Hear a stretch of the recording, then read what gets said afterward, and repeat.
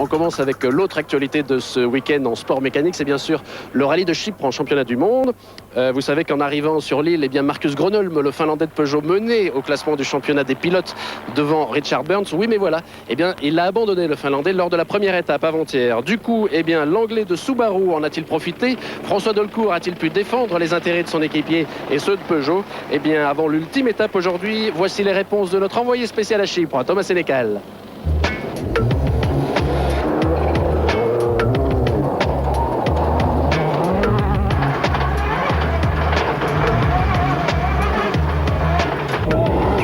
Une vraie démonstration. Depuis le départ du rallye de Chypre, Carlos Sainz écrase la concurrence. Avec une Ford Focus toujours aussi impressionnante sur les terrains cassants, l'Espagnol a plus d'1 minute d'avance après 2 étapes.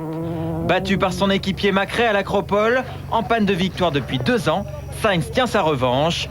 Il le doit à son intelligence. Illustration dans ce virage où la Subaru de Burns, 4e, passe à droite de l'arbre. L'Écossais Colin Macrae, 2e du général, choisit lui aussi l'extérieur. Arrive alors Carlos Sainz qui jette sa Ford à la corde entre l'arbre et le précipice. Prise de risque calculée, clairvoyance. À bord, Sainz et Moya ont l'air contents de leur coup. J'ai assez d'expérience pour dire que si je dois gagner, j'y parviendrai. Mais attention, ce n'est pas encore fini, vous savez. Il y a 2 ans, j'ai perdu le championnat du monde à 300 mètres de l'arrivée. Maintenant, je suis blindé contre toutes les mauvaises surprises qui pourraient m'arriver. Derrière les Ford, François Delecourt occupe ce matin la 3e place. Sur ce tracé très sinueux, le Français est bien aidé par sa boîte de vitesse semi-automatique et par l'agilité de sa 206. Gauche à fond, puis droite 105. Mais surtout, Delecourt répond présent sur ce rallye où on l'attendait. Un rallye nouveau, inconnu de tous, où les vieux briscards du mondial ne profitent pas de leur connaissance du terrain. Beaucoup de difficultés à aller chercher Carlos qui va très très vite devant et ça me paraît totalement impossible. Il fait un rallye incroyable. Ici c'est un rallye où tout le monde est sur le même pied d'égalité et regardez le résultat, c'est qu'on est tous pareils, on se bat à la seconde avec les ténors habituels qui maîtrisent plus parfaitement tous les terrains en règle générale. Quelques-uns de ces ténors manquent à l'appel. Ici, Gronholm est arrêté, en panne. Nous avons eu un problème avec l'alternateur et dans la 6e spéciale, nous avons perdu toute la puissance.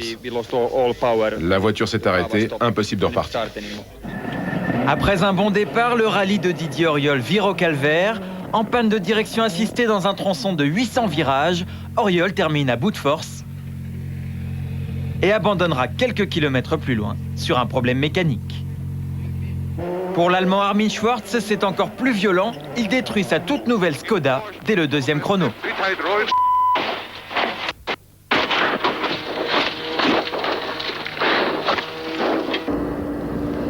Dans cette hécatombe, le Martiniquais Simon Jean-Joseph résiste. Ralenti par d'insolubles problèmes de suspension, le futur pilote officiel Subaru est toujours dans la course, 12e avant les 6 spéciales de cette dernière étape. Conclusion aujourd'hui donc de ce rallye de Chypre et on en tirera les enseignements dimanche prochain dans Automoto.